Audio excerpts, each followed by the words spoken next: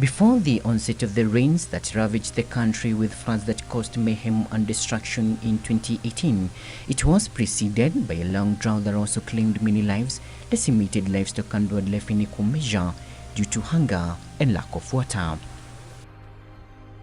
Prolonged drought and low rains put among them Garissa County in a precarious situation as 430 cattle, 630 sheep and goats were under great risk of dying. 40% of the population at the time required food and water, according to the National Drought Management Coordinator in Garissa County, Abdinur Dabu. 40% of the population require food aid. The county had been receiving below normal rains for 4 consecutive seasons, so that itself has put us a very precarious situation. About 2 billion shillings was set aside by the government to provide a lasting solution to the menace. It will be remembered the wrangles that arose between Murang'a and Nairobi County over water supply, where Murang'a wanted some revenue for providing water to Nairobi County. We need to do some basic benefit sharing, allowed water as a natural resource in between the various people who are benefiting. And if you benchmark water with the other natural resources, people in Narok, our friends, Masai Mara, all the collections goes to the county government. They collect in billions. The famine was so severe and it kept escalating, with about 6 million Kenyans requiring human intervention. While donating foodstuff to hunger-stricken Kenyans, Mama Ngina Kenyatta called on all Kenyans in assisting the starving citizens. Huu ni wakati ya kiangazi, na kwa hivyo ndio ninahimiza wale wanaweza kusaidia waendelee kusaidia. Approximately 2.55 million people were food insecure in March 2018, down from 3.4 million in August 2017, as Kenya continued to face the effects of the severe drought from the previous year and high staple food prices. At the beginning of 2018, acute malnutrition remained at critical levels in Turkana Central, North, West and South, Tana River, Wajir North, North Horr and Laisami sub-counties, while Isiolo and Kajiado reported a serious nutrition situation. It was a trying time for a section of Kenyans as the pangs of hunger continued to take its toll. The government came up with a grand plan that would see construction of dams for preserving little amount of water available to be used during the dry spell.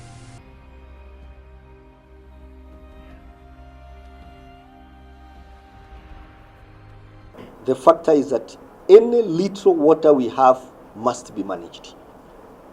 Any little rainwater we receive, we cannot continue donating it to the Indian Ocean anymore. Ule mradi wa Bura tutakamilisha hiyo canal, tuachilie maji wakulima wazalishe kule. Hola tutafanya hivyo hivyo. Galana tutafanya hivyo hivyo. Kwa hivyo sio tu ya kwamba tutaendelea kuleta chakula hapa kwenu, tutakuja tufanye kazi pamoja. Tuzalishe vyakula pamoja. Tupige njaa marufuku pamoja. Clouds of dust intermittently traversed the plains and covered everything with dust.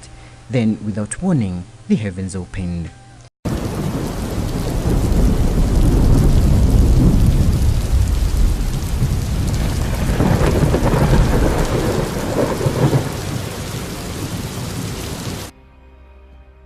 The clouds gave way to incessant rains.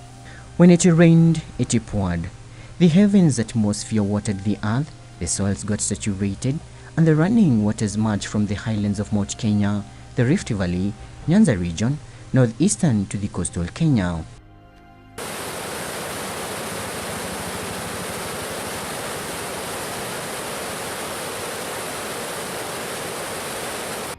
The above average long rains resulted in massive flooding in 40 out of 47 counties, and with time it became a natural calamity.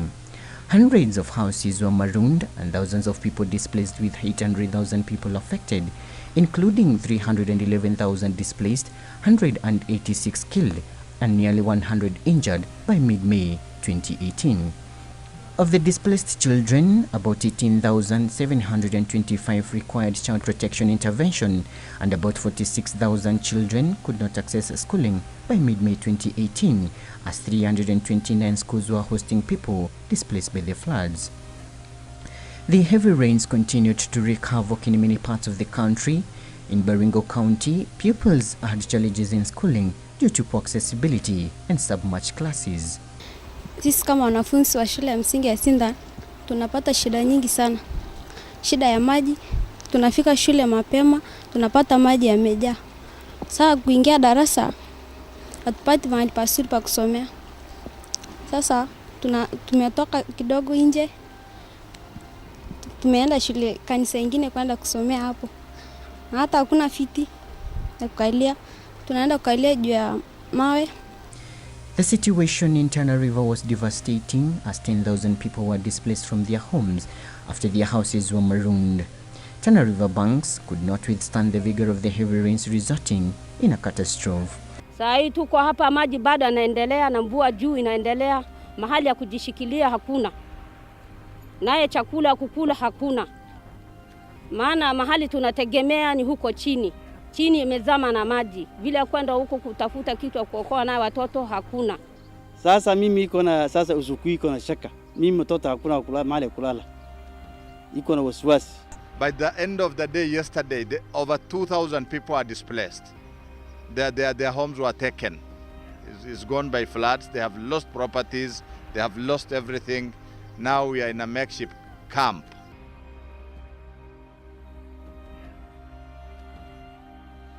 Mandera County was no better from the rest of the country, which continued to face the wrath of the rainfall.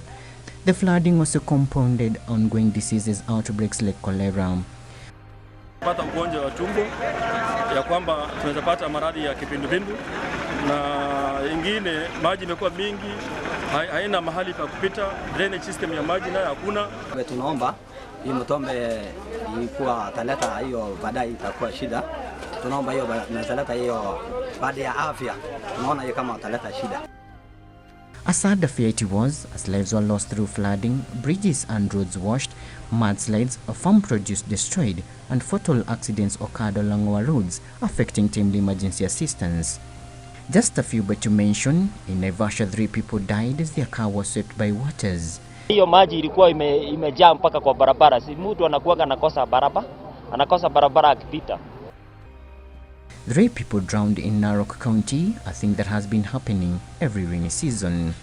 Tungeomba tu serikali kwa sababu ya hii janga ya hii mtaro.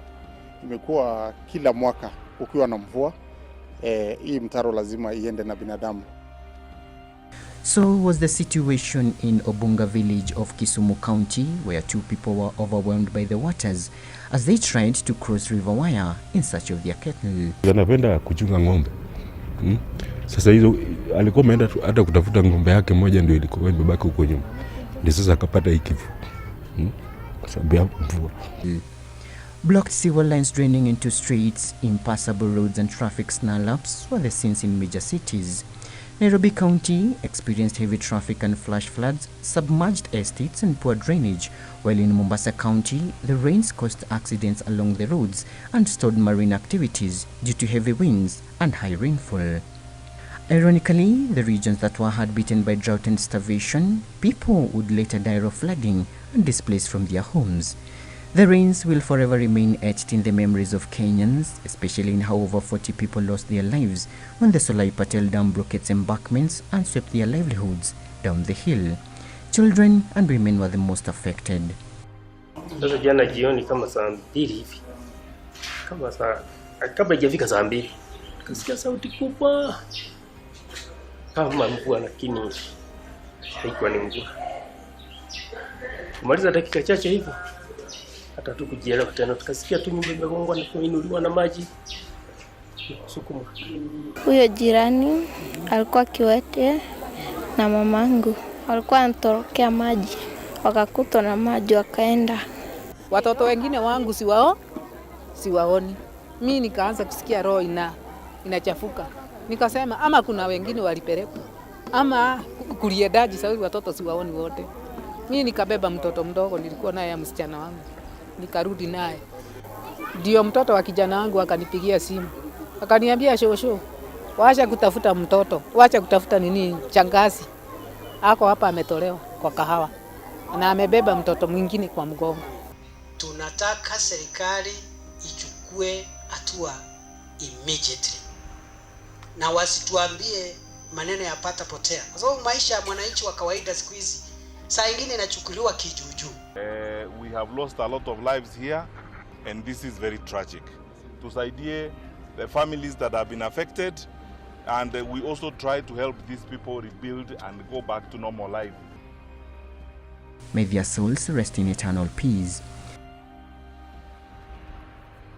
The cycle of drought and famine that occurs in Kenya year in, year out is still at play.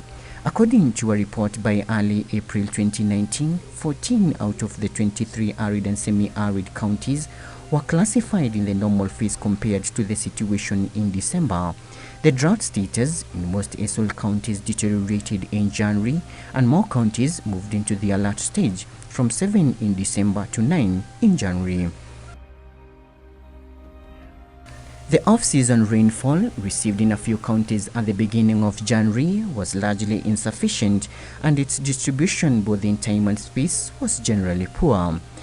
Pasture and browse condition declined in January due to poor forage regeneration occasioned by depressed rainfall during the October to December rainy season, as well as the sunny, dry and hot weather condition that prevailed in January.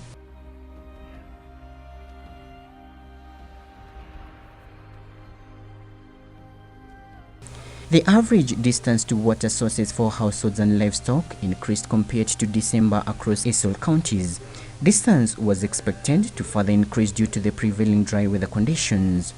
A report by National Drought Management Authority (NDMA) shows that below average short rains slightly increased the food insecure population from 655,800 in August 2018 to about 1.1 million currently.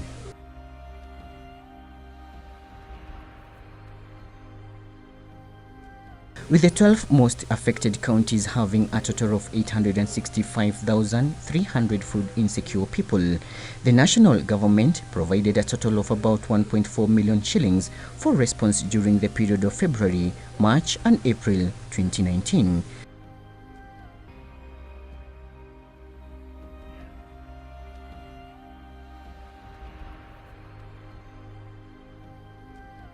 As we speak, the rains are here again. Already, there are reports of death following the heavy rains in some parts of the country. Hundreds of families in Akiriamisi village, Teso South constituency, Busia County, were stranded following a heavy downpour that flooded their homes. The incident was occasioned by the overflow of River Malakisi that has been dry for the past months. According to the residents, properties of unknown value, including household goods, poultry and livestock, were washed away by the floods. Several houses were also destroyed by the floods. Elsewhere, Narok Road around Suswa area was rendered impassable by flood waters following a heavy downpour experienced in parts of Kenya, while a mother and her daughter were swept away Saturday evening by flood waters in Kibra area of Nairobi following the onset of the rainy season in the country. According to residents, the poor drainage system in the area is to blame for the disaster. With this continued cycle of floods, drought and famine, the question still remains: for how long Kenyans will continue losing their properties and their loved ones due to natural calamities that could, however, be controlled? My name is Dereva Hilary.